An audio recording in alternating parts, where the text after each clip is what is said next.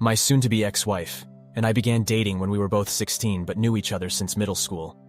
I would say that our relationship back then was strong. We were the type of kids that avoided any situation with too much conflict, so we did our best to be understanding of one another. There was nothing in our 8 years of dating that stuck out to me as potential affairs. We never had breaks, and we went to the same university. If she cheated during that time period, the only way I would know would be a confession. I'm not going to wait for one. We went on to work in the same company after graduation, but in separate fields. I knew what her schedule was, and she knew mine. We would even meet whenever we had spare time for lunch. We then got married in June 2008, and shortly after, my mother passed away. It was in a car accident. I cut my honeymoon short to attend her funeral, and my soon-to-be ex-wife was supportive of me at the time. She would take care of everything, while I grieved for my mother with my father. The house, the bills, therapy sessions, emotional support. She did everything a person could. That was who I saw as my wife. Whoever she is now, I have no idea. I struggled with depression and nearly lost my career. If it hadn't been for my father and her, I don't think I would have ever recovered. I came out of it with the knowledge that my loved ones would have wanted me to be better. So I worked 3 times harder to advance in my career. I wanted to be able to support a family that my father could spoil as a grandfather. My soon-to-be ex-wife, while also advancing in her career, seemed shocked at my drive. I recall her saying that she didn't think she could keep up with me, and that she was worried I would leave her behind. Perhaps she developed an insecurity there. I was able to build enough capital to purchase a good house, and we began trying for a baby in 2012. It was during this period that she cheated on me. There was no indication that she was cheating on me, no drop in sex drive, no hiding text messages on her phone, not even a single mention of any new friends. I had no clues whatsoever. As far as I knew at the time, our efforts were paying off. So once my twins were born, I had everything I dreamed of: a loving wife, children to adore, and my father's chance to spoil them. He was so happy, loved them with all his heart. He passed away only 2 years ago, practically thanking me with tears for being his son. I don't even want to know what would have happened had he been here to witness all this. As time went on, there would be cracks showing my soon-to-be ex-wife's narrative. In every argument since then, she would call the twins my twins, accuse me of flirting with coworkers, or grill me on what kind of women I preferred, even though she already knew. What seemed to be small issues to me, in hindsight, were red flags that pointed to her having had an affair. So now quarantine hit, and we're both, thankfully enough, able to work from home, albeit with a hit to our salaries. My soon-to-be ex-wife had mentioned that she had taken an ancestry test in the past, and I was hopeful that I could find distant relatives to connect with. I wanted to map out a complete family tree to show off to the twins, and even planned a scavenger hunt around it. Needless to say, when I pitched the idea to my soon-to-be ex-wife, she panicked. Told me that was the stupidest idea she had ever heard, and that I already had the family I wanted. What if the relatives I found were dangerous, or even criminals? She was grasping at straws to dissuade me from taking that test. I could feel this drop in my gut that wouldn't go away. Why would she be so against my finding family members? Especially now that I have none left breathing. So I secretly had my twins, and I take the test and took them for treats afterwards to buy their silence. Waiting for the results was hell on earth. My soon-to-be ex-wife seemed to catch my unease and tried to distract me with sex, meals, and date nights. I also had the stress of making sure my twins wouldn't mention the test to her, so I bought them a Nintendo Switch to preoccupy them. They had been begging for one, so I was hoping that would be enough. Once the results came in last week, I saw I wasn't even considered a close match to them. The closest I found to their biological parents was my soon-to-be ex-wife, and some name I didn't recognize. I nearly vomited right then and there. I had to get out of there. So I waited until my soon-to-be ex-wife left.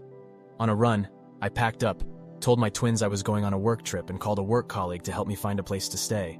He was kind enough to let me stay with him until I was back on my feet. I took leave from work and spent nearly 2 days just crying and cursing my soon-to-be ex-wife. She would call and text nearly non-stop until I told her that I knew about the twins and muted her. Then I got angry. I had to find the OM and make him understand what he did to my family. He was extremely prevalent on social media, so I knew his face now, and I recognized a park outside his apartment window in a specific post.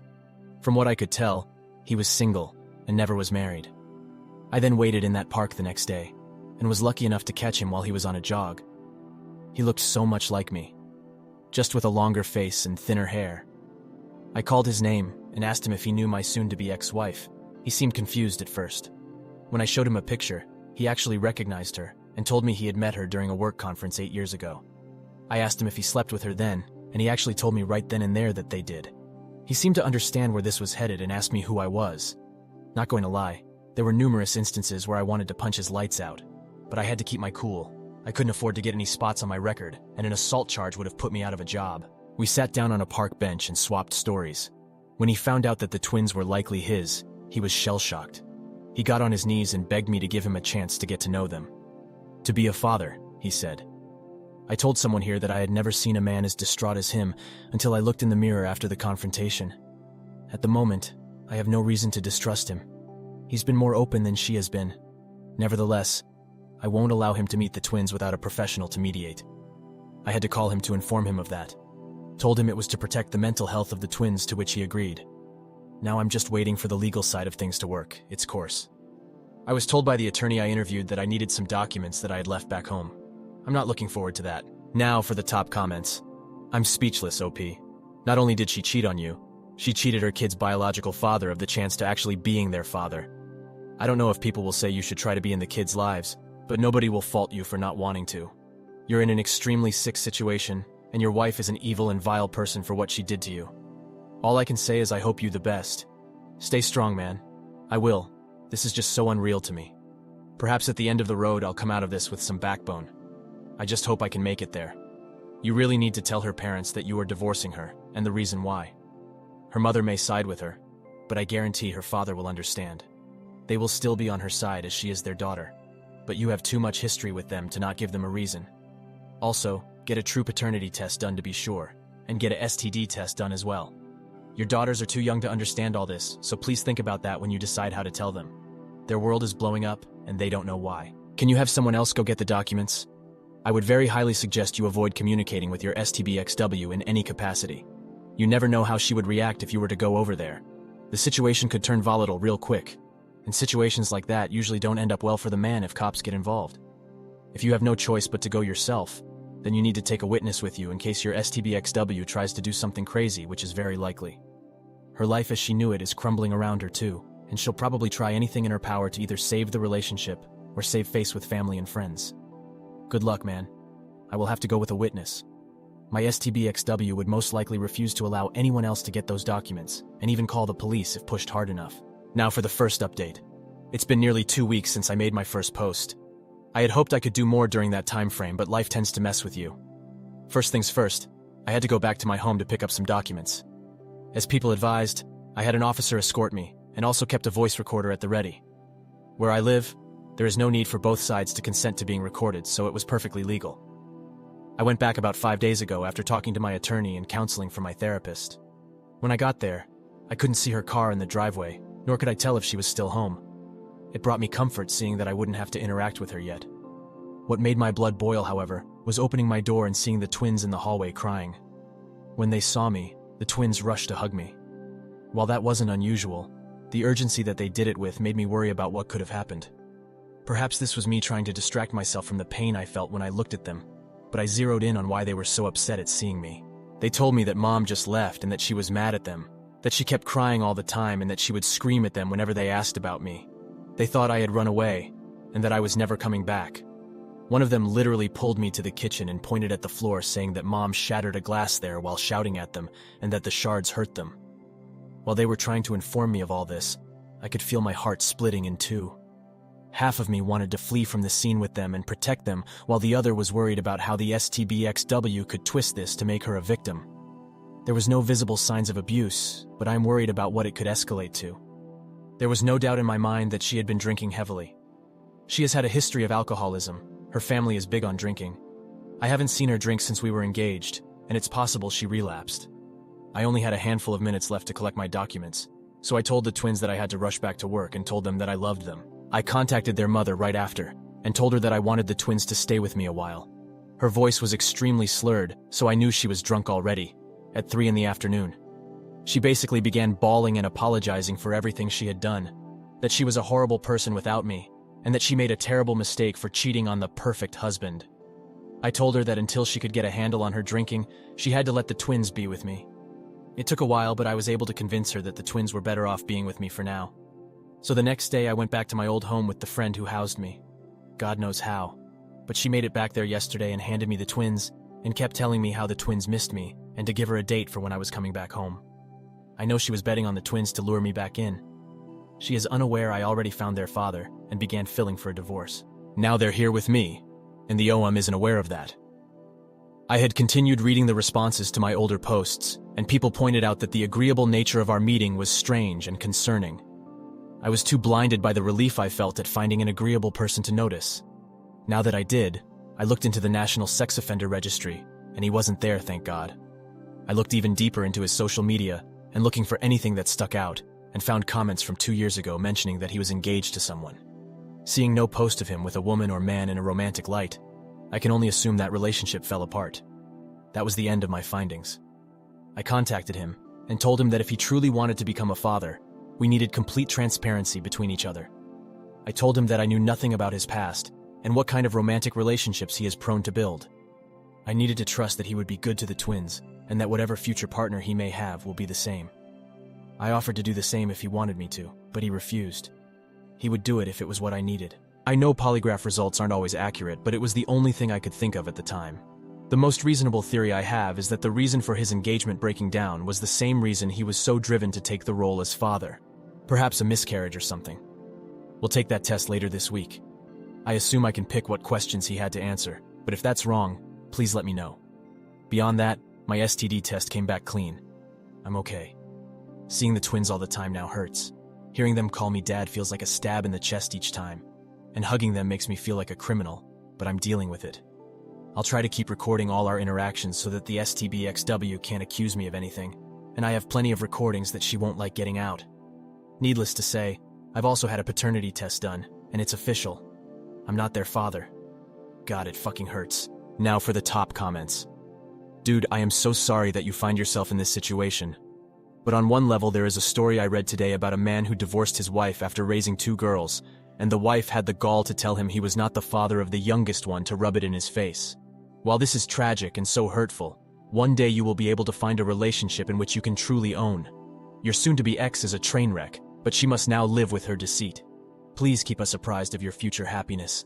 I don't know what I would have done in that man's shoes. I'll try to keep you all aware of what's going on.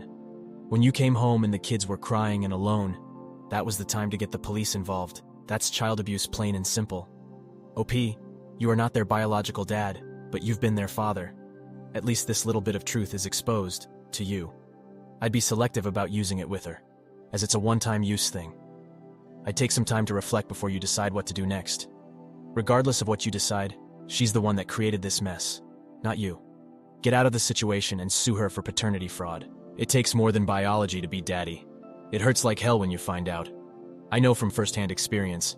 You can still be the best dad to those kids if you want to. Just don't fall for any of the STBX's BS and manipulation. Handle her like you would a venomous snake. Now, for the second update. Also, I moved out of my friend's place and got a place to rent. It was difficult, but the OM was helpful by recommending me to a friend of his looking to rent out a place.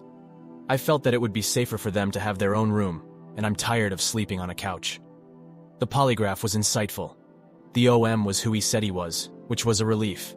He had no knowledge of my STBXW's marital status, and genuinely wants to be in the twins' lives. His motivation wasn't as intense as I assumed. He just really wanted to be a dad, and none of his previous relationships panned out. I had heard from my STBXW's sister that she was checked into a rehab center and began the process to recovery. At least it would make serving her papers a lot more simple. However, the main issue was the fact that the twins definitely overheard I'm not their father during their time with their mother. I knew they were acting strange since I took them with me. They clung to me far more intensely than normal, asking me worrying questions like if they were adopted or whether I was going to run away again. I had chalked it up to what they had gone through while they were with their mother, due to how difficult it was to get them to talk about it. They would just ask the question and run away once I answered, only to return and demand I let them sit on my lap to watch me work or to play with them. I would try discussing what their feelings were like only for them to shut down and then flee. At that point, I had set up an appointment for a therapist to see them. I guess at some point they couldn't handle it, and one of them came to me sobbing while I was asleep and just hugged me. Sherry, false name for convenience, was the one who clung to me the most during this period, which concerned me even before that point. She was the type who disliked physical contact with a passion. Words were flying out of her mouth, but they were too fast and out of order for me to understand. It took an hour before I even got her to calm down enough to be understandable, and even then it was up to me to make it make sense. But here's the gist of it. None of this are actual statements, and a lot of it is from my observation. assumptions, and piecing together broken statements. During my absence, their mother took to heavily drinking at night and would be inexplicably absent. She's the kind of drunk who talks loud, and that was the case when Sherry went down one night to watch her. Well, if I was correct in my assumption, this was around the time I texted her that I knew the twins weren't mine, and she must have gone ballistic. Sherry told me that their mother was yelling that I should have been able to love them as if they were mine, and not to run away. So me coming back, that must have made them think all of that wasn't true. My behavior during their time with me, however, must have made them concerned. They noticed the drop in my gestures of affection. They wanted more hugs, more lap sitting, more piggyback rides, and so on, but I simply couldn't do it as much as I used to. I try, I really do, but I can't stop feeling like I shouldn't do those. I've talked to my therapist about it, and she's told me that's common for men struggling with paternity. Only time will tell what I can and can no longer do. My original plan of breaking it to them slowly with a professional at the ready is completely in the gutter. Now I'm playing cleanup. They have had their first in-person therapy session about 3 days ago, and 2 online sessions before that. So far, no mention of me not being the father has been brought up.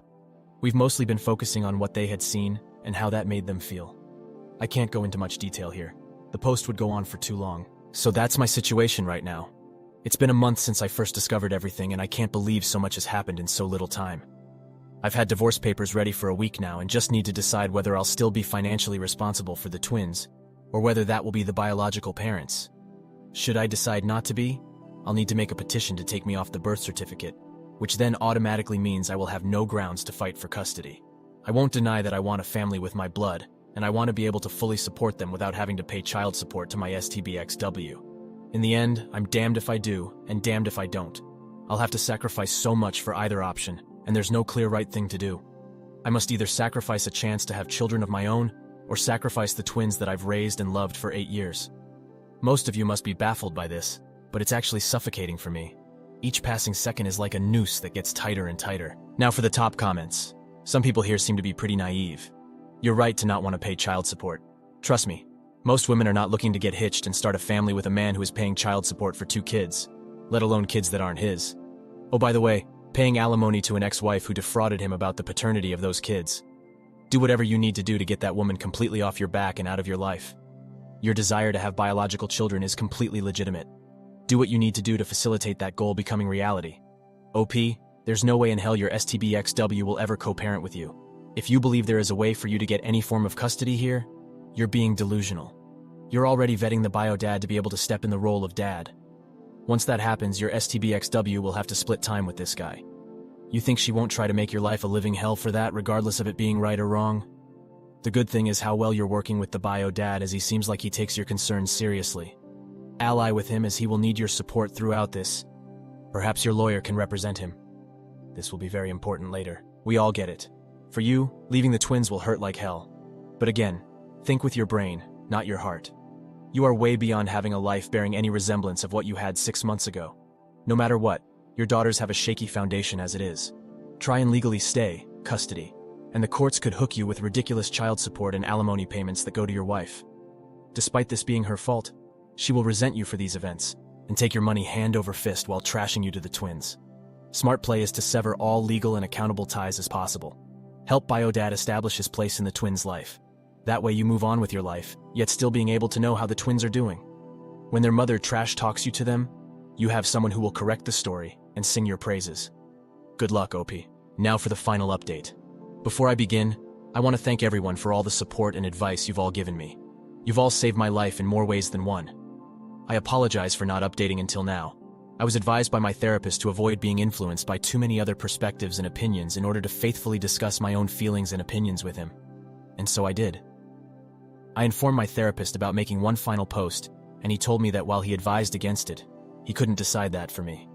So this may be my final post, at least until everything is truly said and done. My STBXW had left the rehab center earlier than her caretakers advised, about 8 days after my last post. I had already had divorce papers ready for her to sign, and had her served while her sister and she were at my old home. She called me and tried to plead with me not to go through with it, that this would tear the family apart. I couldn't stand it. I wish I could say I was calm and methodical in my response, but that would be a lie. I was vitriolic, resentful. I told her that the family was torn before it began, that she was a disgusting, slimy creature that couldn't even love her own kids right. that she was the lowest life forms I had the displeasure of ever knowing. I said a lot more than that. Those were the nicest things I mentioned. I could feel the shock she felt at all the hateful things I had said. I was lucky that I wasn't at my apartment when she called me. The twins were spared from seeing me lose control like that. Regardless, the STBXW got the message that I was serious about divorce and pulled a 180. Now she had sent me threatening messages, saying she'll take every penny I have. I had been filing every conversation and message I could get before blocking her, informing her that I would only contact her through my attorney. She hadn't mentioned or asked about the twins up to the day I blocked her, January 16th, and I have noted that. The deadline is coming up, and she still hasn't responded in any legal capacity. The twins have been doing much better. They have been recovering from all the shock and upheavals that has been thrown their way since this all began. It's clear that they haven't really processed that another man is their biological father, and their therapist has discussed with me that a lot more work had to be done before really tackling that issue. The way they learned their true parentage was one that could have serious repercussions if not handled correctly. It is for that reason that I've decided to hold off any meeting between them and the OM. The OM has let me know just how disappointed he was, but that he understood the reason behind it. He has actually began to pay me back for all the money I have spent on the twins' education. So far, he's paid me $6,524. The guy has been really trying to pay me back. I've kept records of his payments and haven't touched the money yet. I would rather put it into some kind of savings account for the twins. And for myself, I've been doing much better mentally. I've continued to sketch and draw whenever I'm alone so that I don't let my mind wander too much. I've also rekindled my childhood love for gaming, bought myself a PS4 2 weeks ago. PS5s are nowhere to be found these days, and have been enjoying it ever since. The twins and I play together when we can, and it's helped ease the pain I felt when interacting with them. But it's clear every single one of us have been traumatized by my STBXW's actions. I have been putting off any decisions about custody, at least until my therapist and I have the utmost confidence in my emotional stability. If there are any questions, I will be happy to answer what I can. Now for the top comments. Dude, I admire you. For your girls, you are the father. Don't forget, you are the father. No other men will do what you did if not. You love them like a father. Thank you. I'm doing my best to do right by the twins and myself. Her treatment of the kids during this and her not asking about them in your last call is disturbing. Seems like she sees it as being their fault. Sad. Yeah, I used to think the world of her. Now I can't recognize the person she's become. I'm so impressed with the way you have handled this most excruciatingly painful event a man could ever experience. After reading the painful details from your now dead marriage, I think that I'm going to finally spend the money and get an at-home paternal test myself. I've been talking myself out of it for months, but fear of the results is not a valid excuse. Thank you for sharing your strength. Godspeed, friend. Don't make the same mistake I did in telling my wife about the test. Regardless of what you discover, I'm here if you need me. Thank you all for taking the time to listen to this story. I hope you all enjoyed it. Like and subscribe to the channel to get notified when a new video drops. I'll see you in the next one. Take care.